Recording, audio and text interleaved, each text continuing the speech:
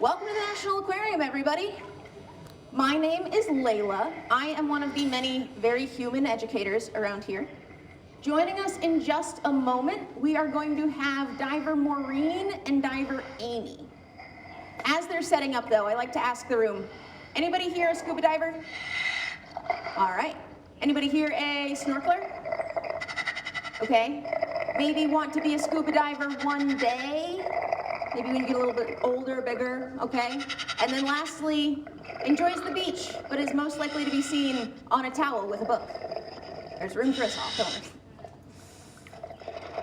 there? The reason I ask is because sometimes we get folks here who have been scuba diving their whole life, where sometimes we get folks who are like, how on earth is this person underwater?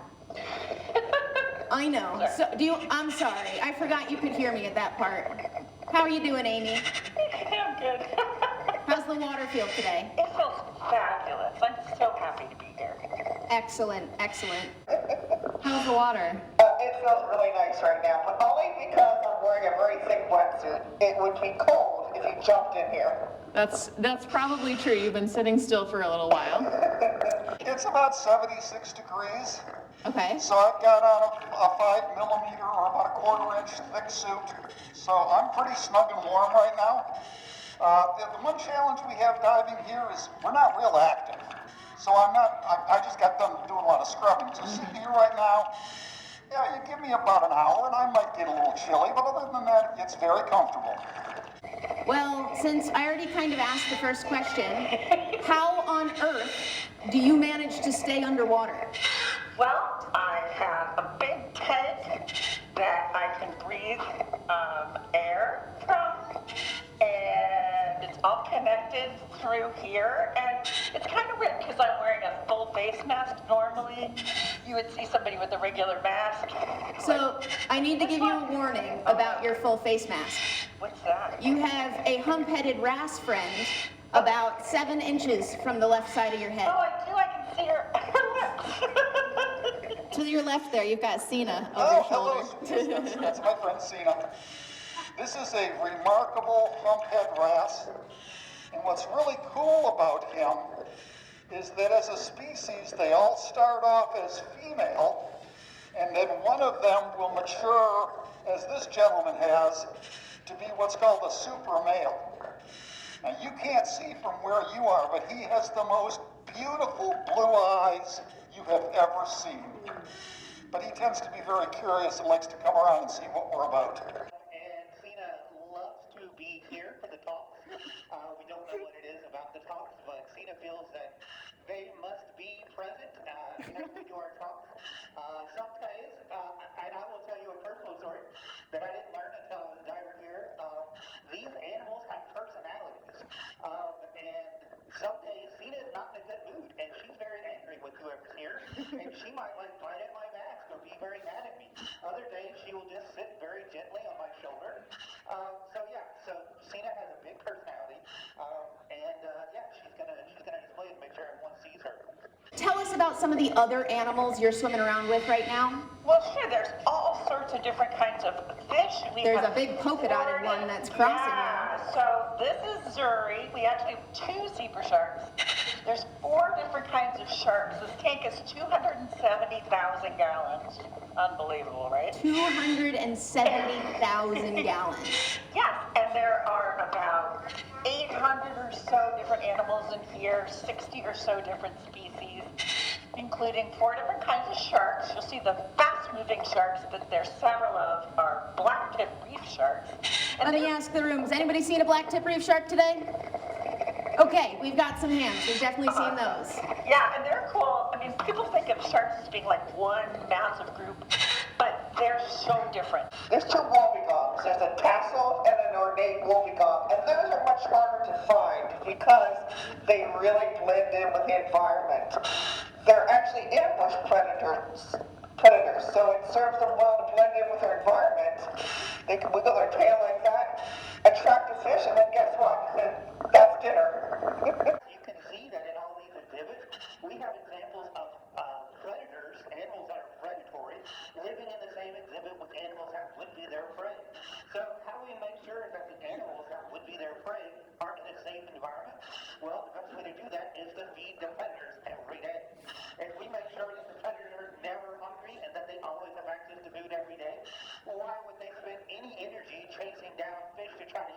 when they know every day at 10 o'clock someone's going to come bring them all the food that they can eat.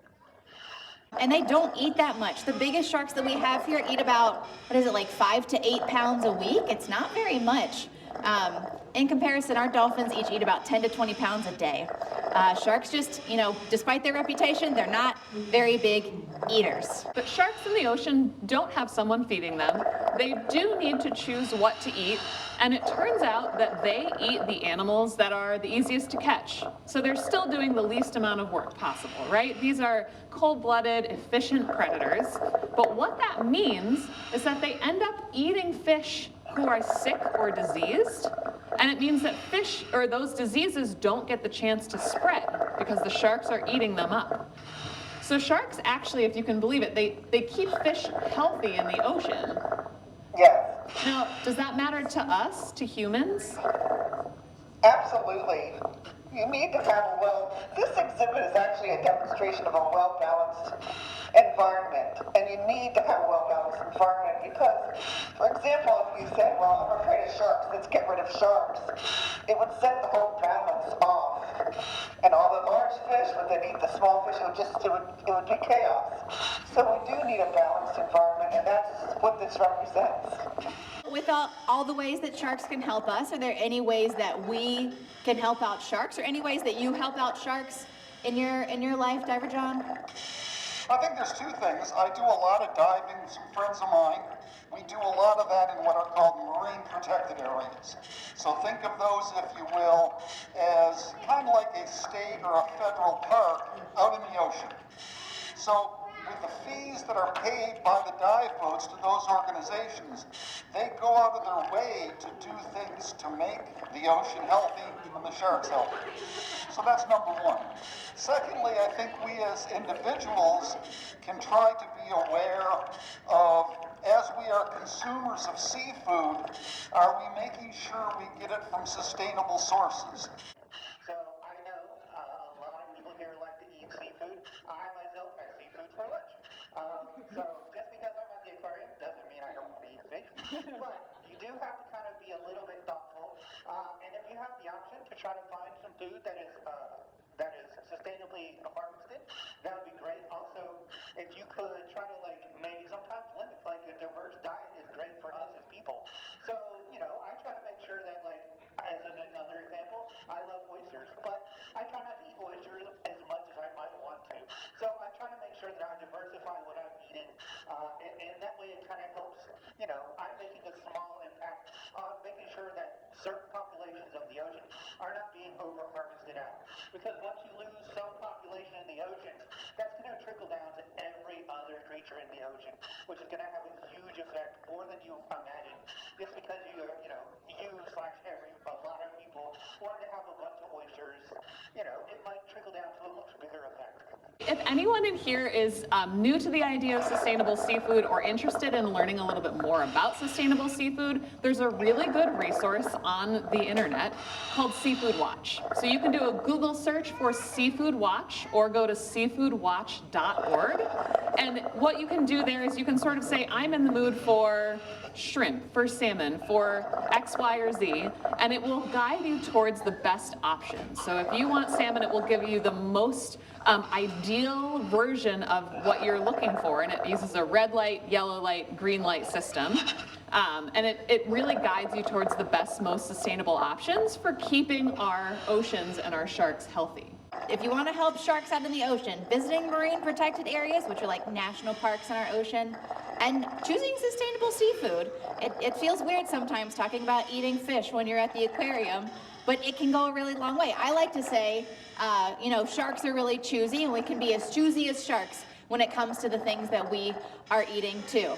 So what are some of the main differences that you notice when you're scuba diving in an aquarium versus in the ocean? Oh my gosh, it's totally different. So in here, like Zena, you saw her just sit, is she still here? She is not. Okay, just sitting there, like the zebra shark will just come right in front of you and go around. One of the eels, gherkin, up in the exhibit above you, will come right up and go right around you. Trust me, animals do not do that in the ocean. We're always like, poking around the reef with our eyes and our flashlights trying to find things because they're not coming out and going, hey, how you doing? But that said, I have done a really cool dive in North Carolina off of a ship, and it's a cable ship, and you descend into like 100 feet, and there are about 6 or 8 sand tiger sharks, which we have. They're the ones with the toothy grins up there, within arm's length, just circling. It's the coolest dive. Because they're very relaxed. They have no interest in us. They completely ignore us, and they're just swimming around, and they might peel off and go into the wreck and look for some food, a fish or so, but they have no interest in us. Oh, you know what? At Grand Cayman Island, I was doing a night dive, and there was a bunch of school of squid, which was really beautiful because at night, like they're completely clear, you can't see them. But whenever you have like a flashlight and you shine it up them, they have like they look like little rainbows. Like like when you blow a bubble, and you see like the light doing weird colors and making rainbows in a bubble. Imagine a school of that just like floating around and zipping around you, just these like magical little bubbles just flying around you. That was really beautiful. Any particularly interesting shark encounters you've had out there in the ocean? I used to do a lot of diving off of North Carolina. There's a number of very wonderful wrecks out there. And out there they have a lot of the same sand tiger sharks that you have up here in Shark Alley. And they're some good sized sharks. So it's just been fun to see them in their natural environment because it's one thing to watch them through the glass as they just drift by slowly. It's a bit of a number when you're down here with a video camera and they drift by slowly. So this is one of my favorite parts of the talk, where I get to reveal one of Amy's secrets. Amy is also one of our volunteer scuba divers. So Amy, how long have you been volunteering here at the aquarium? I've been volunteering at the aquarium for 20 years. Say that again? 20 years! Yep. Yep. It's an awesome place to volunteer. What are some of the things you do as a volunteer scuba diver here, besides talk to us? Yeah. We do a lot of scrubbing. Just before I gave this speech, we had our little scrub brushes and we were scrubbing all along the top of this reef here because the reefs in the 2 exhibits that we dive in the Atlantic Coral Reef, which is above your guys' heads, and in here, they're fabricated. They're fabricated reefs. And She's really hard to ignore. yes, she kind of is. They're fabricated. We have an amazing design and fabrication department, and they created all of this reef from existing samples of coral and cast them. And they're actually, if you go to the Indo-Pacific, which is what this reef represents, you'll see very similar reef structure and placement and types of coral. It's an amazing reef. I started diving here as a volunteer back in 2017 and love it. It's a wonderful thing to do as a volunteer. Today, this is my 3rd dive. At 10 o'clock, I was in the Atlantic Coral Reef for about an hour and a half feeding the fish. 2 o'clock, we went back in to do some scrubbing, and then we dashed down here to be able to meet these nice people. Wow, 3rd dive today. That sounds like a very busy day for you today. We've still got some time with Janet, and I really want to give you all an opportunity to ask her questions if you have them. So does anyone have any questions for our volunteer scuba diver, Janet? Do you have a favorite fish here in Blacktip Reef, Diver John? This character is sort of one of them, and that's even without all of this attention on diving.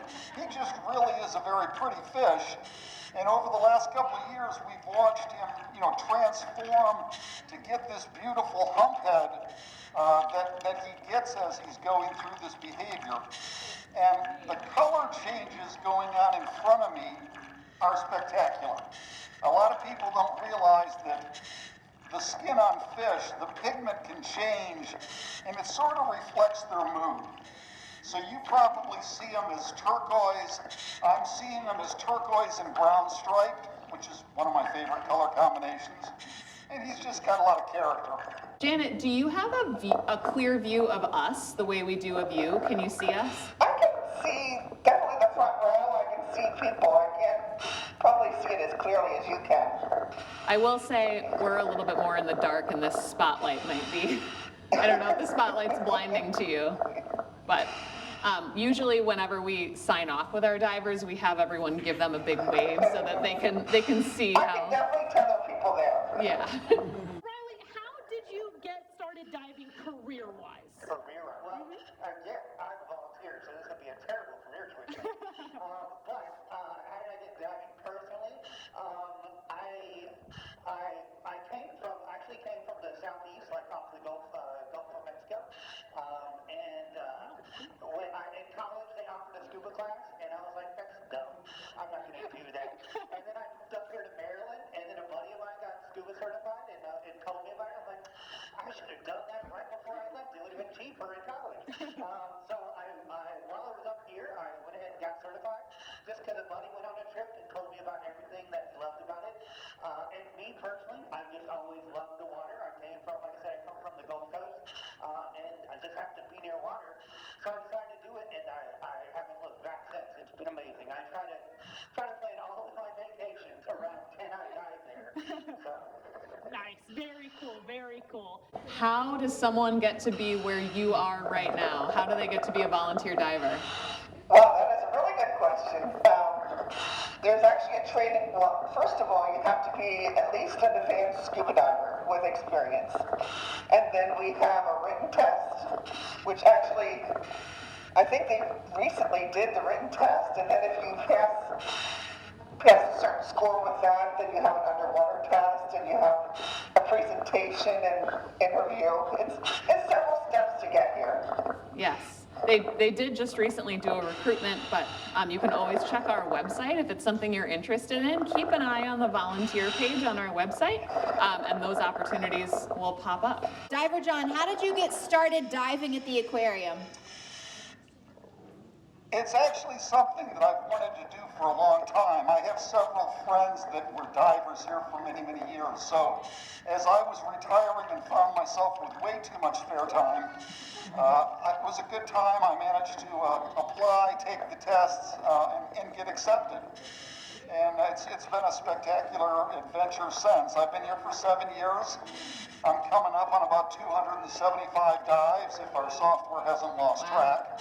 And I just enjoy it very much. Diver John here is also one of our volunteer exhibit guides, so if you visit the aquarium on a different day of the week, you might see him in a totally different capacity. Ooh, this is a good one to end on. Can you tell us about the coolest place you've ever dived? Wow. I've been fortunate to dive all over the world, but one place that was really unique was in Monterey Bay. I did the kelp beds there, which is like swimming through a field of greens, and you see a lot of sharks, you see a lot of very large fish, and it's a very unique experience. It sounds really cool. Yeah. Yeah. Well, I know that I have to let you get up to the surface where you don't have to survive on the air on your back, but I want to thank you so much. It was so wonderful talking to you. Can everyone give her a big wave and say thank you? Thank you. Enjoy the rest of your day.